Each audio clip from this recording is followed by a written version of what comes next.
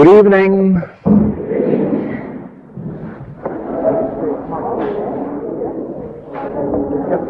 From our experience last night, and probably from the experience that some of you have had today,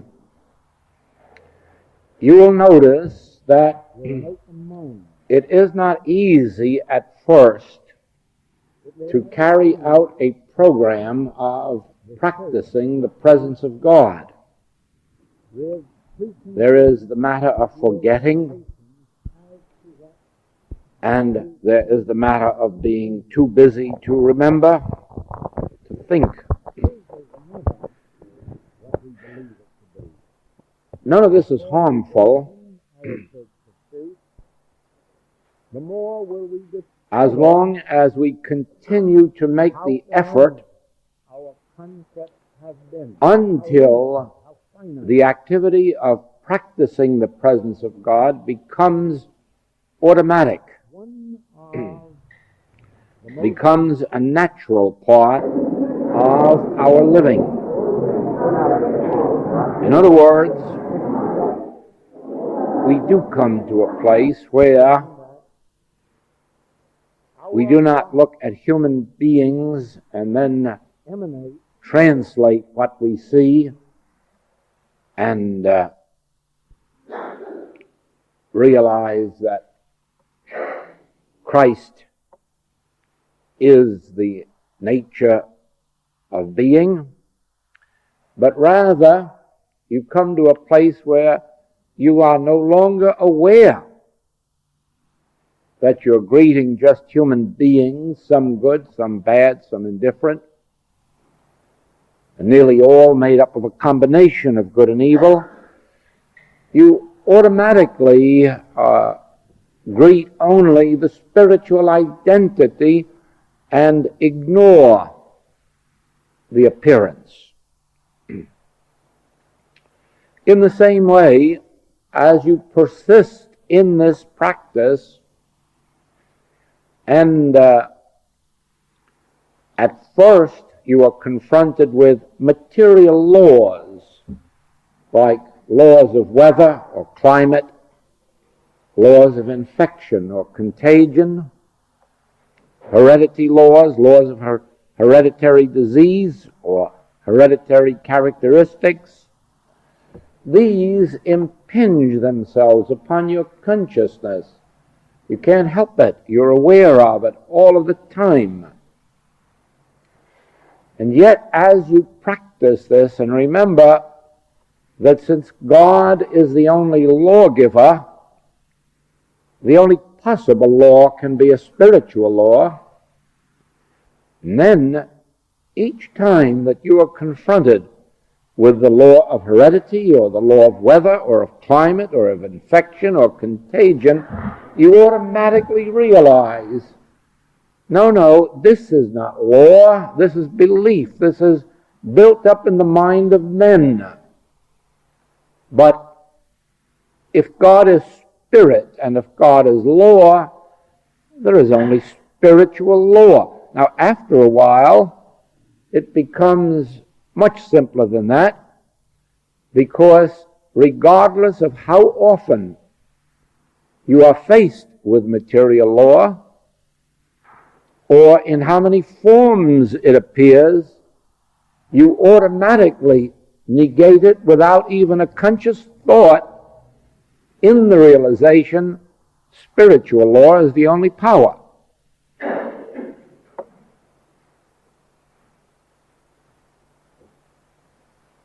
All of this practice begins in this way, just as roughly as beginning to take piano lessons and having to hit one key at a time, and then gradually getting to where it's automatic to just go through 5 and then 8.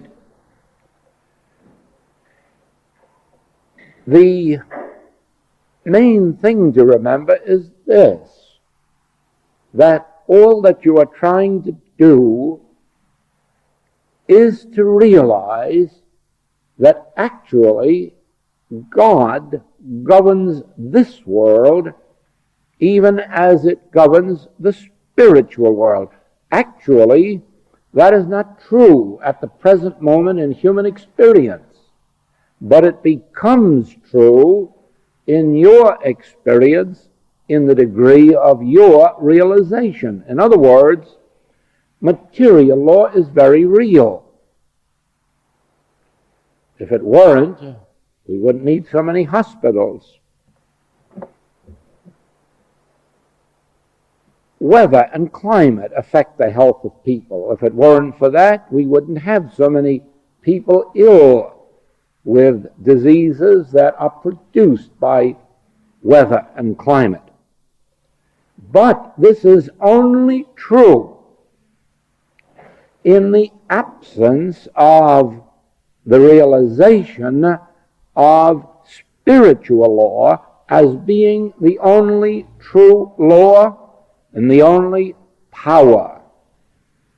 Now, it is for this reason, then, that one individual who becomes consciously aware of God as the nature of individual man in his true being, one individual who becomes aware of the fact that the only law that really is law is spiritual law, that one individual can be a practitioner for thousands of people and nullify these laws of weather, of food, of contagion, and so forth.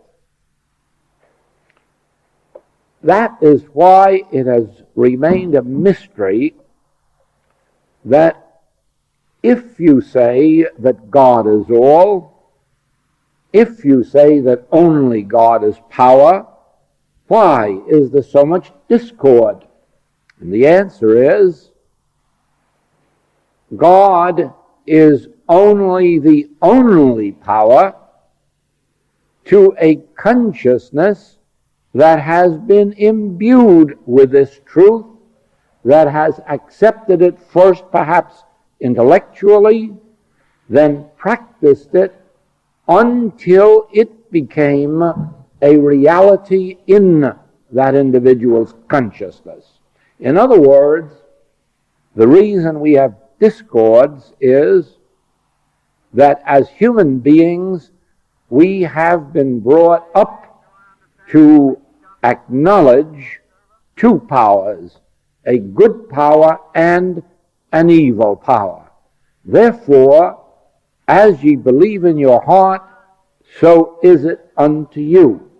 Therefore, if you are convinced, which we all are, remember, as human beings, we've been born and we've been brought up to believe in two powers, to love the good power, to hate or fear the evil power.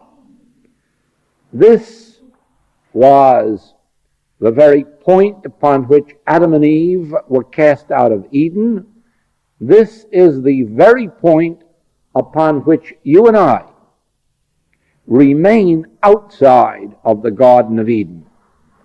As long as we can be made to believe that there are two powers, to acknowledge two powers, to respond to two powers, it will be so unto us. Now, let there be one Jesus Christ to look at the crippled man and say, what did hinder you? Rise, pick up your bed and walk. We have a healer. We have an individual who has recognized the original revelation of Scripture, God, the creative principle of all that is, God that made all that is, God that made it good, God that found it good. Anything God did not make was not made. Therefore, all that exists is good. when you can return to that original state of consciousness, and instead of trying to heal the crippled man, merely realize there is no power but God, pick up your bed and walk, he does so. When Jesus Christ can look at the blind man and not say, I will go to God for you. I will see that God overcomes this terrible disease. No. But when Jesus can say, open your eyes. In other words, you don't need healing. You've accepted the belief in two powers. But I'm saying to you that only God is power. You have the healer. So it is today. When you can find a spiritual healer who is not going to try to reform you, or to find the error in your thought, or to find what caused the disease, or to make an appeal to God to cure it for you, but when you can find a spiritual healer who within himself or herself has come to the realization that God's grace is a sufficiency,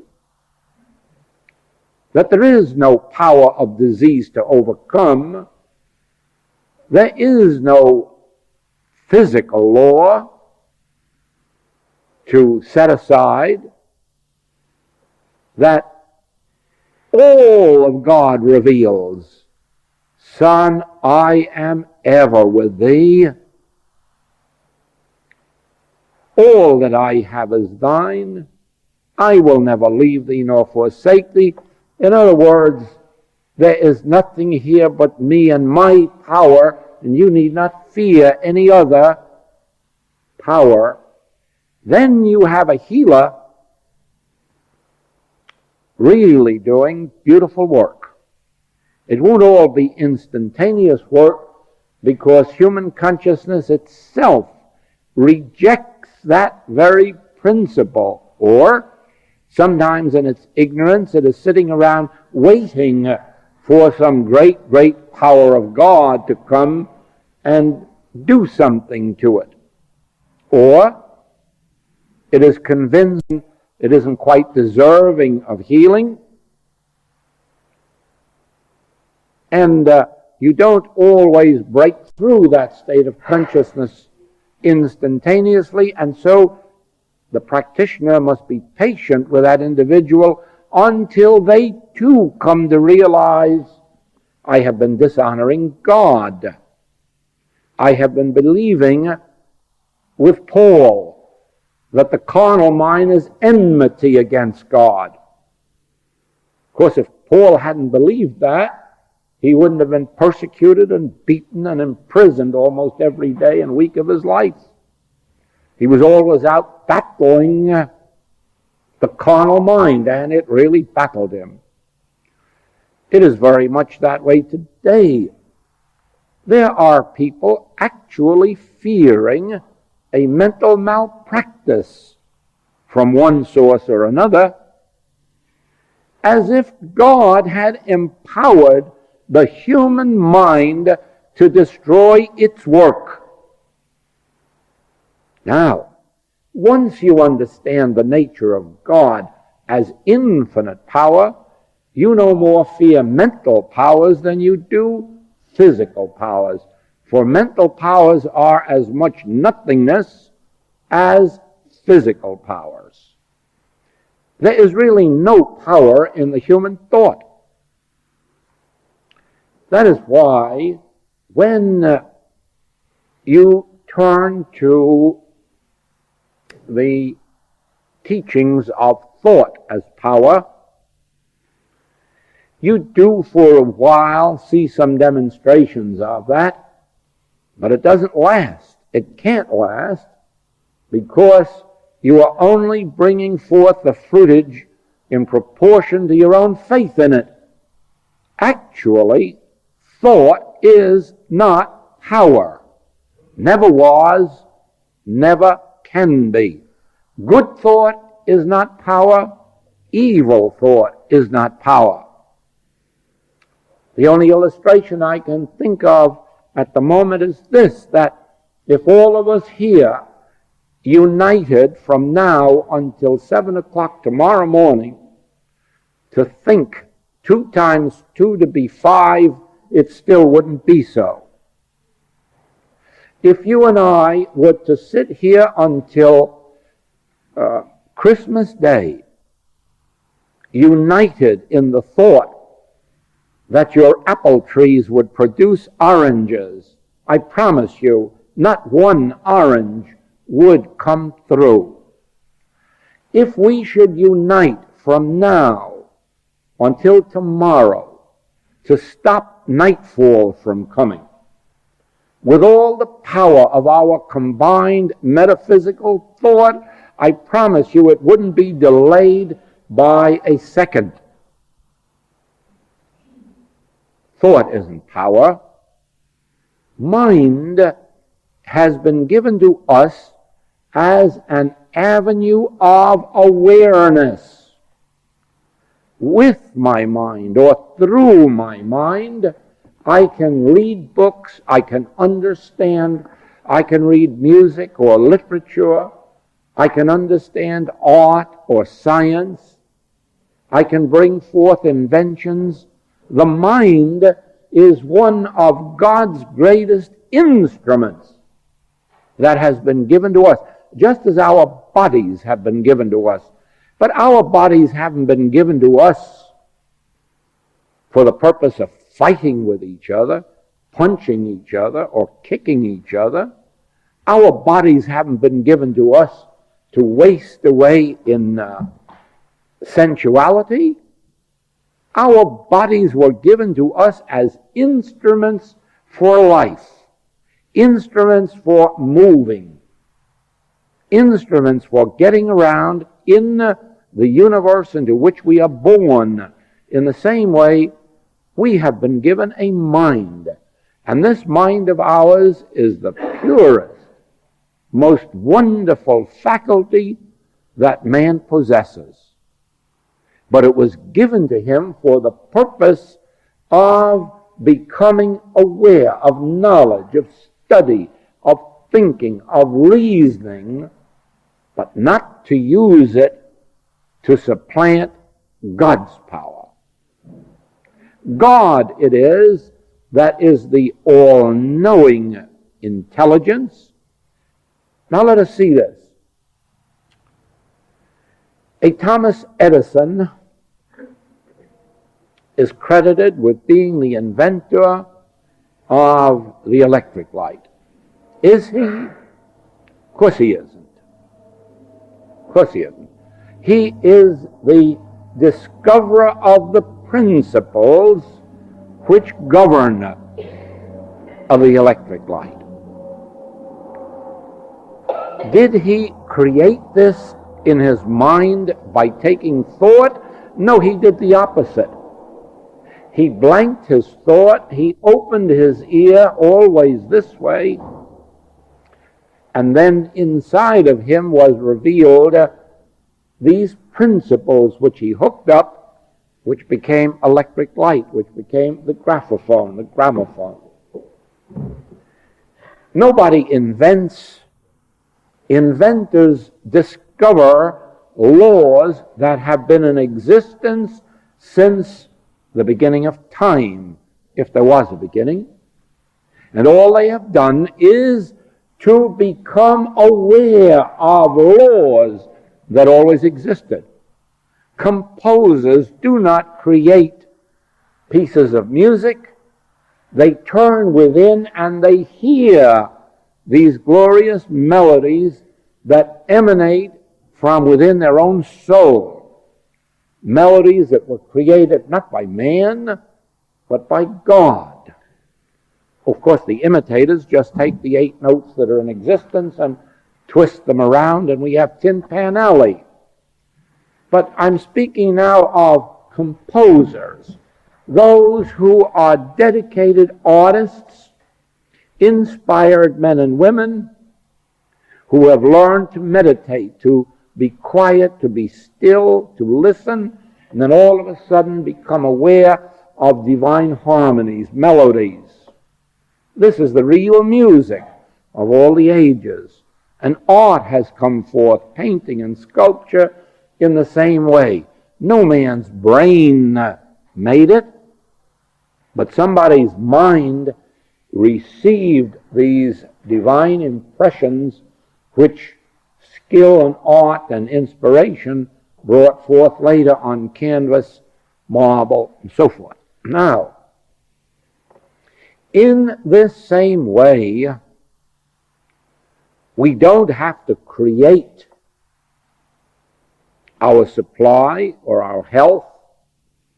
We have to become aware of the supply and health that is of God, and that is God's gift to us, so that ultimately we say, oh, I'm glad I have no supply. I have received God's supply. I'm grateful I have no health of my own. God has revealed His health as the health of my body.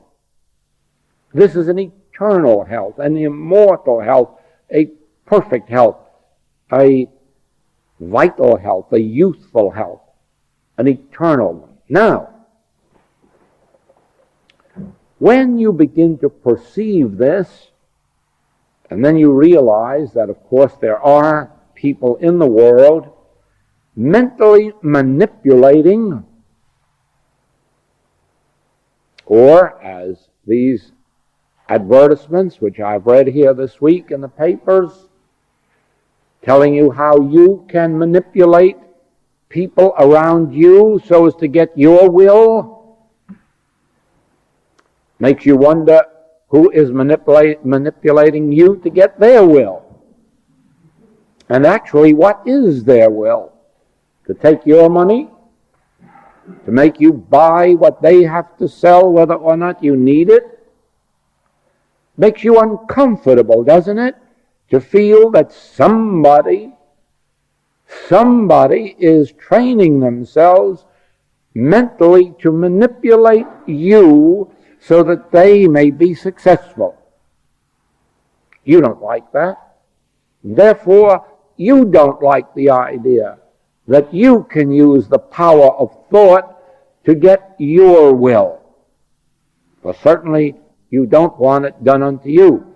And actually, and I say this to you after many, many years of study of the subject, those who do use their mental powers either selfishly or evilly have a reaction upon themselves which in the end destroys themselves.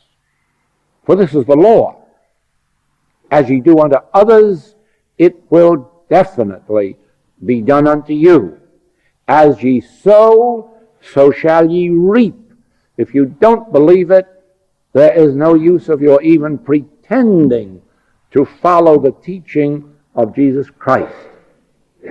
It is a part of a karma which we set in effect the very moment we do something. We have set in effect the law that returns unto us. Fortunately, the good that we set in motion returns to us. But if it does, it only proves the law that whatever you set in motion must return to you. And therefore, the selfishness, the evil, the greed that you would set in motion by a mental desire or mental control must inevitably return unto you. Now, we have nothing to do, remember, with those who wish to partake of that way of life. That may be their state of consciousness at this moment. I am merely imparting to you the message of the infinite way, which teaches that we are not to use the power of thought for acquiring anything, demonstrating anything, getting anything. The power of thought is to be used only for study, for thinking through our problems, for reasoning, for working through in any legitimate way any problem that is brought to us that requires knowledge for solution. In other words, we use the power of our mind and thought in mathematics and in music and in art and in literature, but we do not use it as a power. Now, when you realize this, you will realize that it isn't your thought that blesses anyone, that is, sending out of good thoughts, nor is it your evil thoughts that could curse anyone. Those things can only happen in accord with ignorance or blind belief. The power that emanates from your being is your awareness of God as the only power. Every time you come into the presence of an individual who knows that I, of my own self, can do nothing. I have no powers for good. I have no powers for evil. But I am oh so aware of the fact that God is Spirit. And the Spirit is here and now. And this is the only power, the all power, the divine power, the impersonal power, the power of good. You can never mistake when you are in the presence of that individual. You are apt to say, this is a spiritual person. Actually, that may be a true description, but that which makes them a spiritual person is that they are acknowledging Spirit alone as power, that they are acknowledging spiritual law alone as power, that they are acknowledging spiritual substance alone as the substance of the body, the substance of being, the substance of the universe.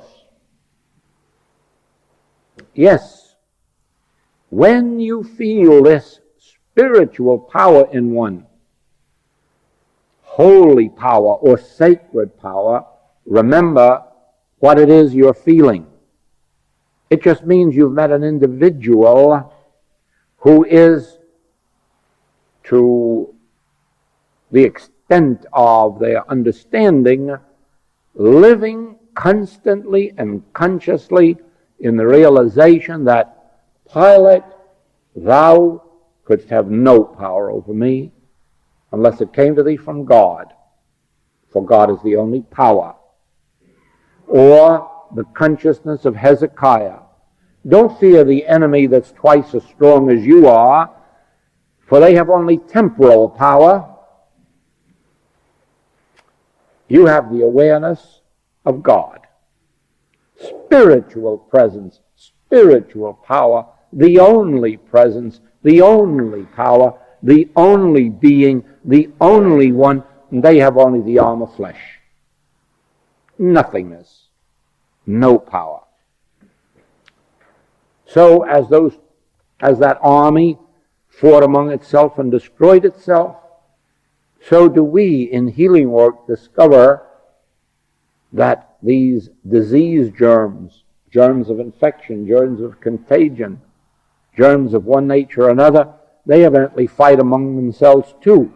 For pretty soon they destroy themselves and the patient is well. And yet,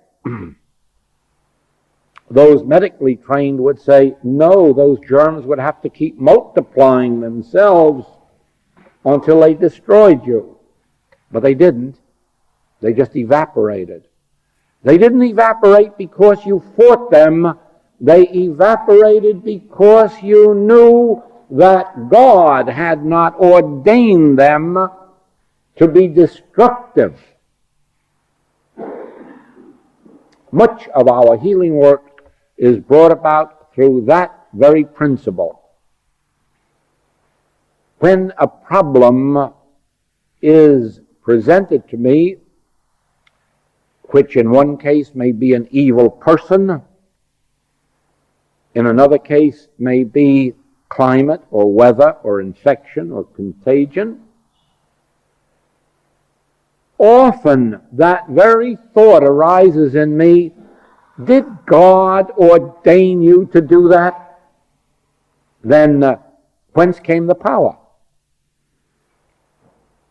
Since God really is the only creative power, God is the only one who can ordain, empower. And so it becomes so clear within me that God, who is love, God, divine intelligence, God, divine love, never empowered a condition, a disease, a sin, a false appetite, and therefore if God didn't ordain it, it has no power. It is nothing. It is the arm of flesh, and I will not fight it. I will rest in this word. Now, this principle was really the start of the message of the infinite way. I have told you that what originally set me on the path was becoming aware of these evils in the world and the fact that God never seemed able to win a victory over the devil. God never seemed able to stop a war. God never seemed able to end slavery, poverty, man's injustice to man. And this set me on the path. And then I discovered that in the history of man, power was the dominating influence. At first, bows and arrows did the work. And pretty soon somebody had a rifle. And all the people who had bows and arrows were killed. Could make no difference whether they were good people or bad people. They went because the rifle was more destructive. And then we find out that machine guns are invented, and all the people who have only rifles, they are wiped out. And we have cannon, and we have battleships, and finally we have bombs. And whoever gets control of the mightiest, they're the winner. Right or wrong, I'm sure you remember when the British Navy was, ruler of the seas. And Germany comes along with 12 little submarines, but with such concentrated power in its bombs that England's Navy goes and America's Navy starts to follow suit. Ah, yes, but then somebody discovers a bigger power. And then the position is reversed. The Blitz, Germany had the power, so London gets a trouncing. Ah, but soon the greater power is the other way around. Germany gets the trouncing. Any question there of right or wrong? No, just who has the greatest power. So it is that on our side, half of our Navy is blown out of the sea by a couple of Japanese ships. They had the power, we take the trouncing. A little later, we get all the power, including a couple of atomic bombs. They take the trouncing. Always it is who has the greatest power, he achieves the victory. Can that be an act of God? Can that be part of God's plan, that we must always find greater powers with which to destroy each other and to get our way? No, no, no. And so eventually, I'm driven back into the Bible. And of course, one of my great blessings was that when I was 19 years of age, the voice spoke to me and said, "Find Jesus, for he has the secret." And that's where I ultimately found it. That life is not built on the idea of power. In other words, the very opposite. Not by might and not by power, but by my Spirit. Here we have a new principle.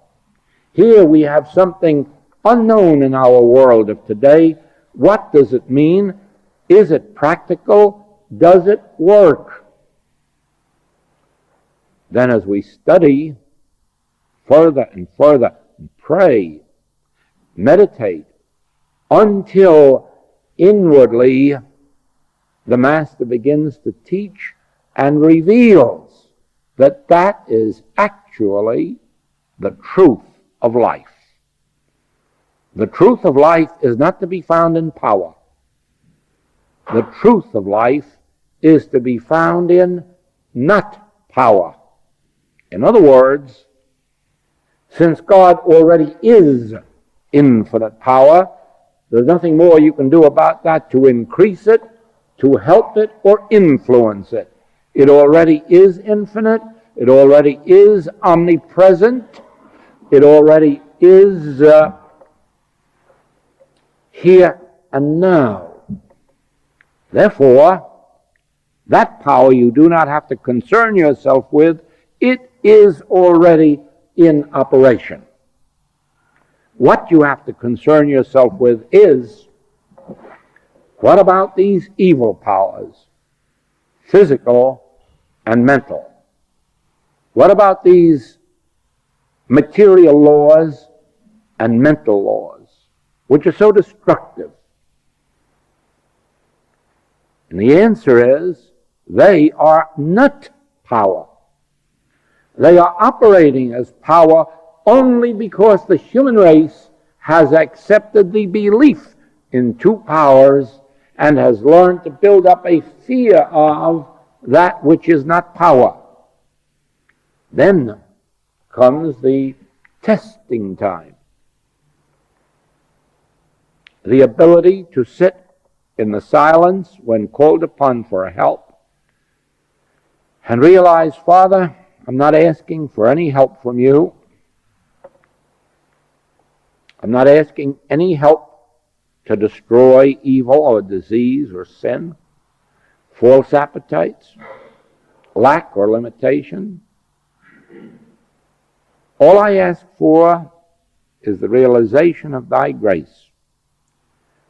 The realization really that God is the only power, and that this condition that is confronting me isn't power, isn't really presence, that it exists only as a false sense which I've accepted, a temptation, an appearance. And then the ability to sit there quietly until the peace of God is upon me, and then find a telephone call or a letter, I'm better, or I'm healed, or the pain is gone, or the lump has disappeared, and finding that this is literally the truth. There is but one power, there is but one law, and as in heaven, so on earth. The God that is God in heaven is the God on earth. As long as you don't bring up another power for God to fight, as long as you can rest in this word, the Lord is my shepherd, I shall not want. Makes no difference to me what form of currency there is, what government is in power, what the gold value is or isn't. I can stand on Scripture. The Lord is my shepherd, I shall not want. I need not concern myself with man whose breath is in his nostril. I need not put my faith in princes. The Lord is my shepherd, I shall not want, and there's no power anywhere in heaven or on earth or in hell that can separate me from the love of God. There is no power anywhere that can separate me from the love of God. In the very moment when you perceive the infinite nature of God's being, whether manifested as power, as law, as substance, in that moment, evil has no power in your life. Again, the only example I can give you quickly is that all of us, or most of us, could walk into any barroom or pub or place of its kind, cafe, witness all of the bottles of alcoholic drinks around us, and walk right through and walk right out the other end and say, why, that had no power over me at all. Why, it never touched me.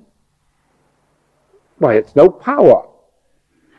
Ah, yes, but how about that person who at this moment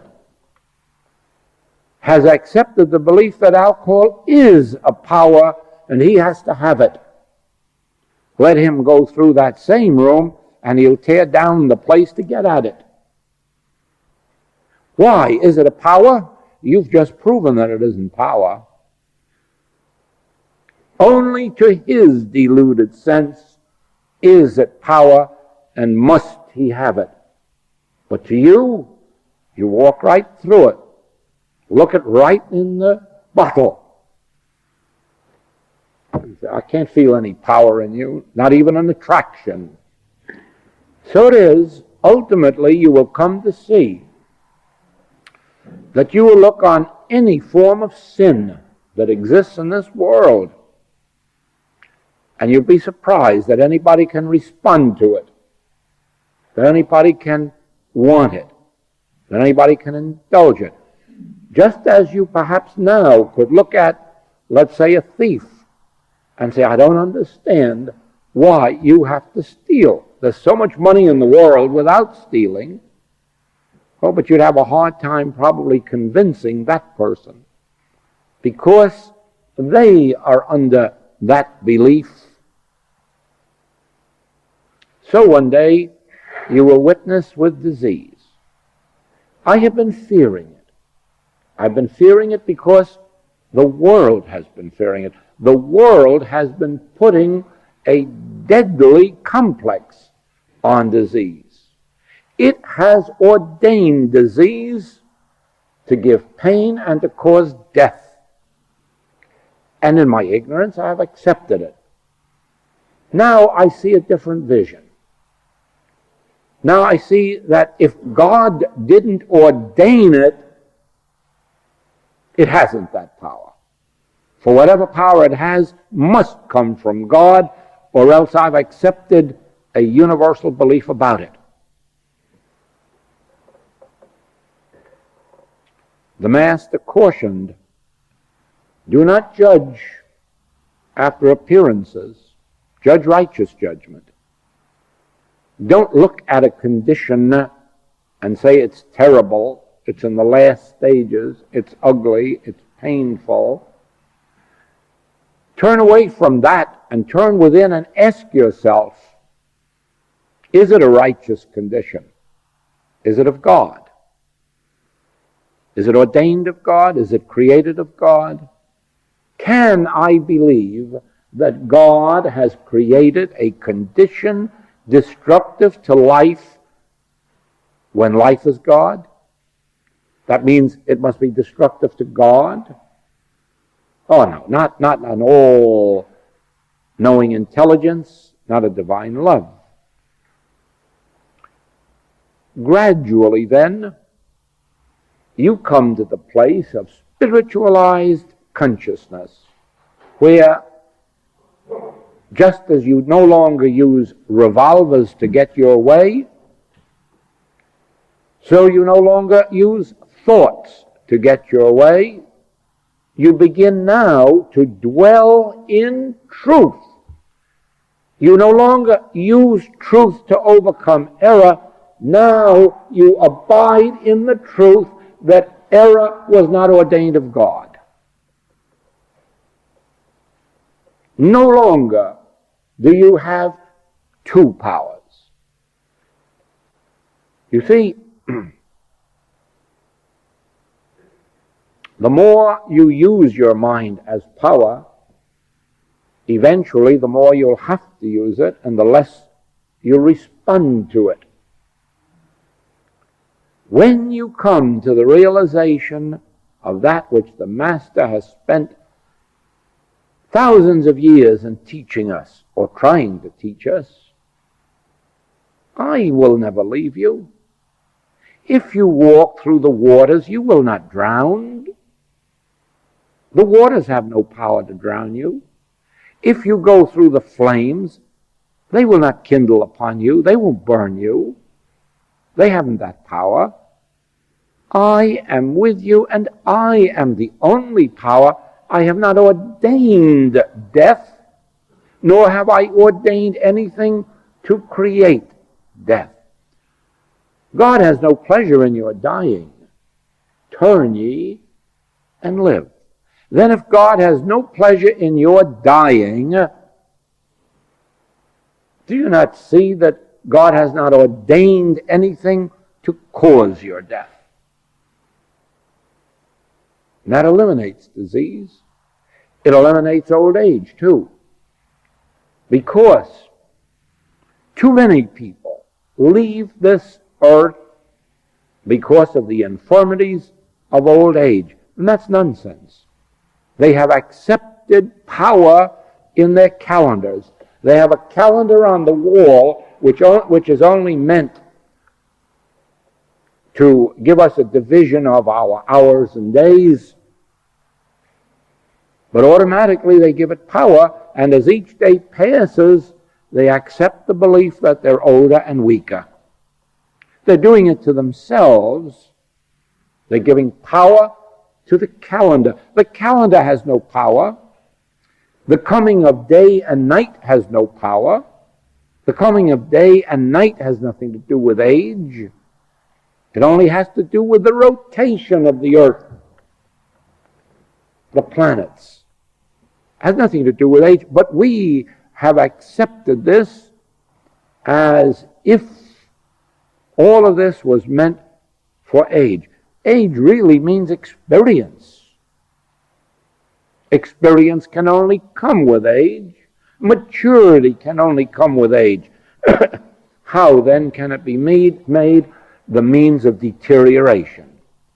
It isn't a means of deterioration. We are in accepting the belief that it is meant for us to age, that it is natural for us to age.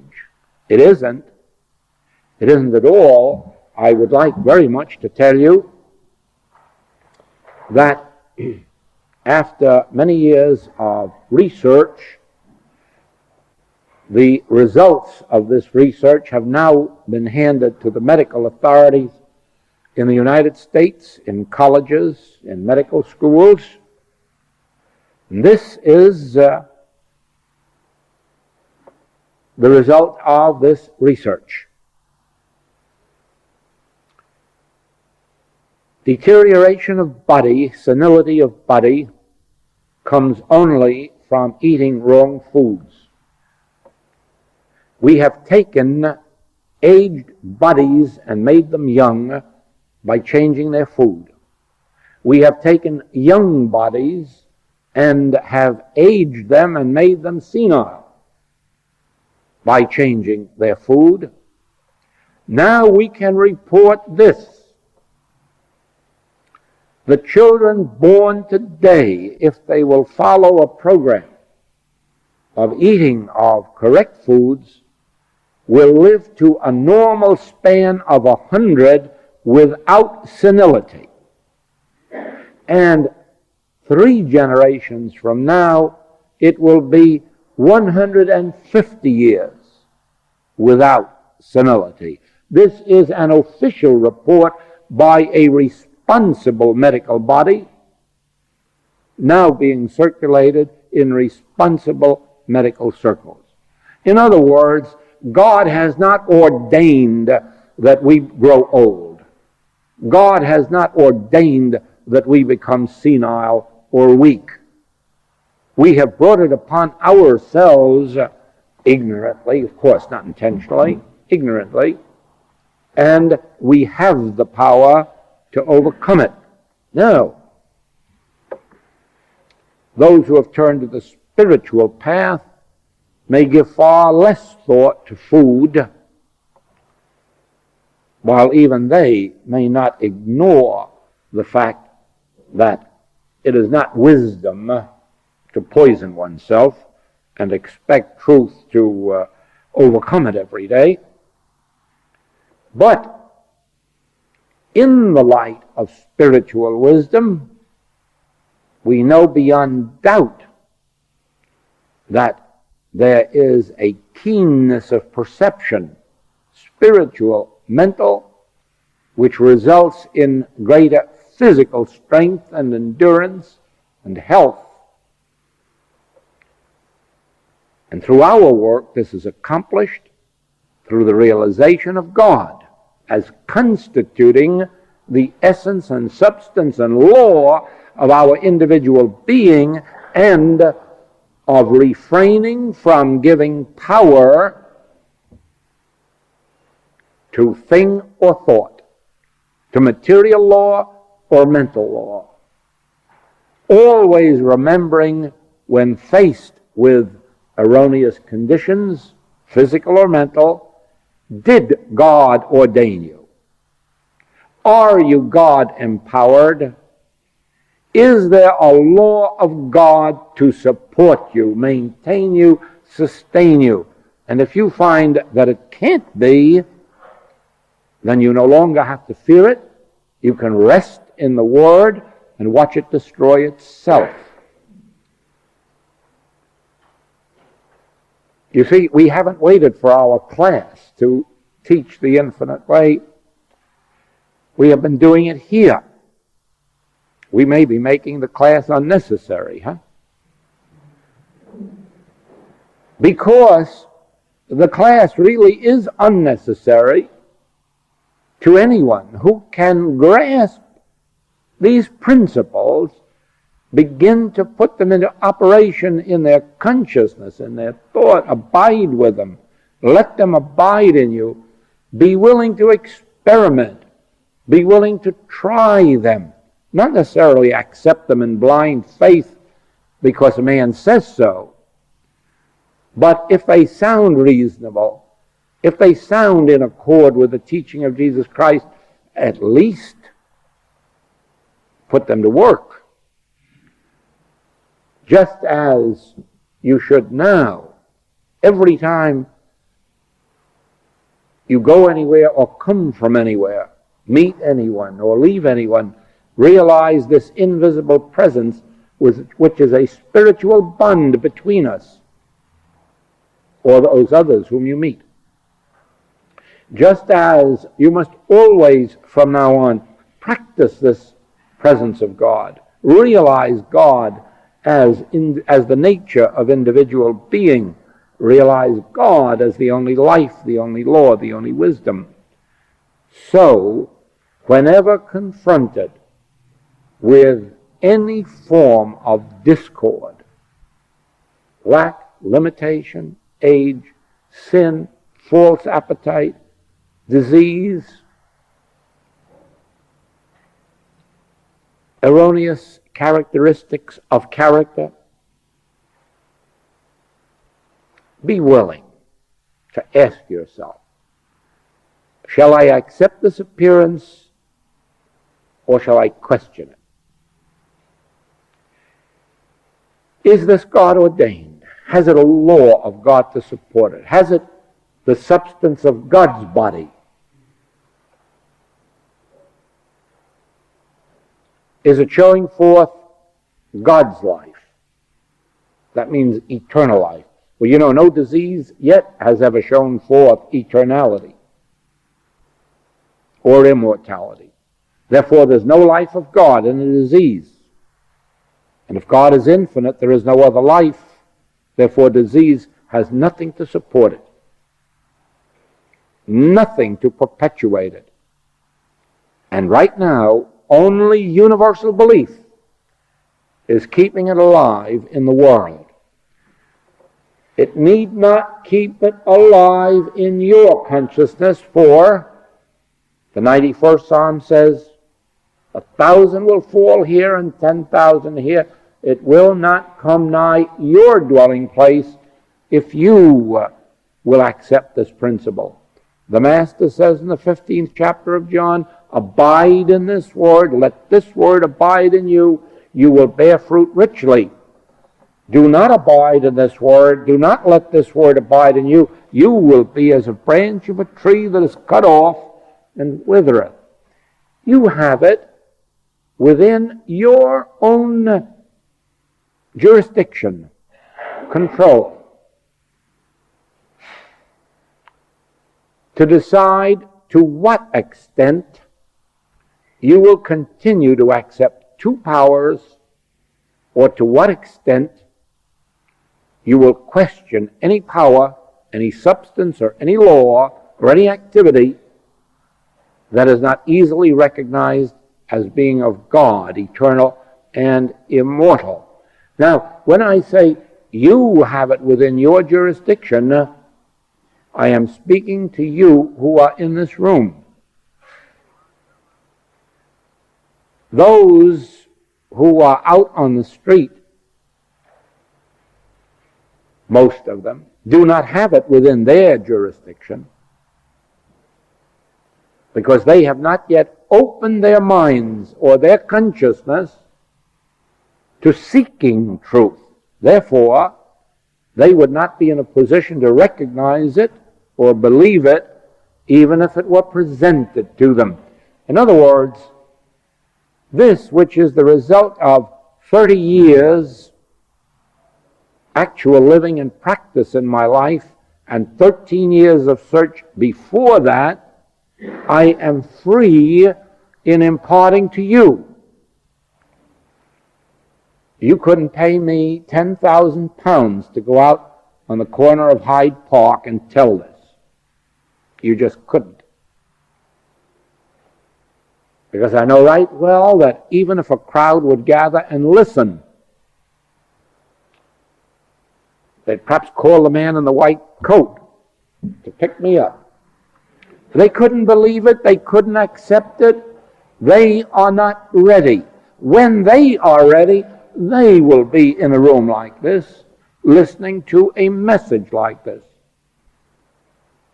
That is why the Master said, I have come only to those of my own household.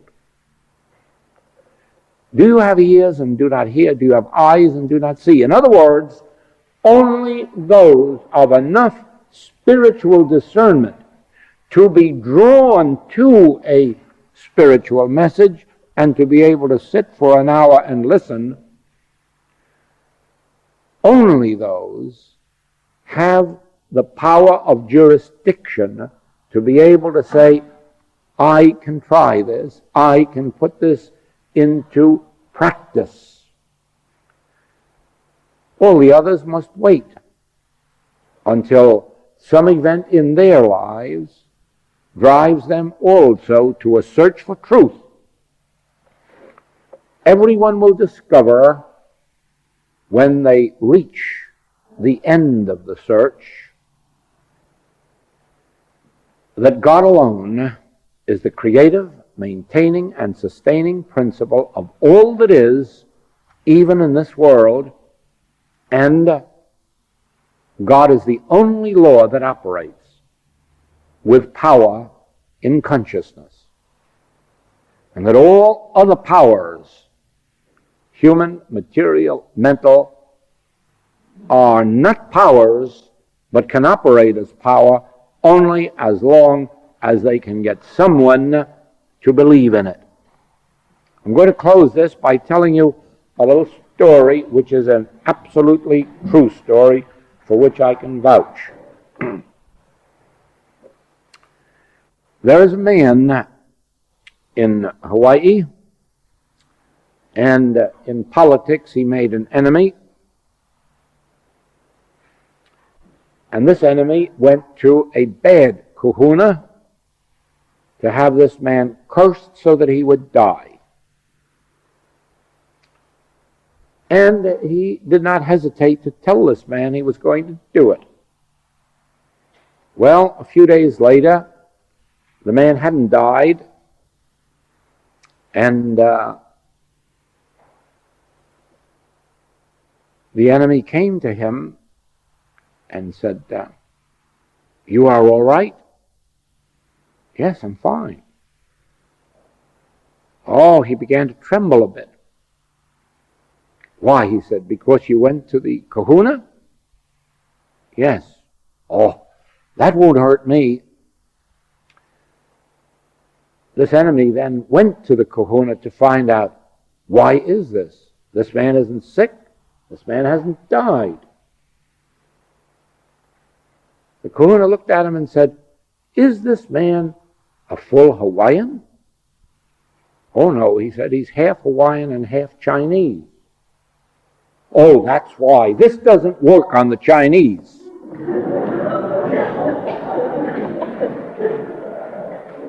You know why it doesn't work on the Chinese? They haven't been taught to fear it. The Hawaiians had been born and brought up from infancy to know that if anyone went to a bad kahuna about you, you were going to die. They expected it, and they fulfilled the expectations. But you see, the Chinese had never been brought up with that superstition, and so this nonsensical belief that one man is empowered to kill another man had no effect upon him. So it is. There are people who believe that when they get their feet wet, they must catch cold. And one day I had the opportunity of explaining that to a doctor, and finally he agreed that the feet didn't know whether or not they were wet or dry, or whether they were wet in the bathtub or wet out on the street. And therefore, this too was only a superstition. Now just go home and think how many superstitions you're suffering from through having accepted as power when in and of itself God never gave it power. And if God didn't give it power, it hasn't any. Thank you until tomorrow night.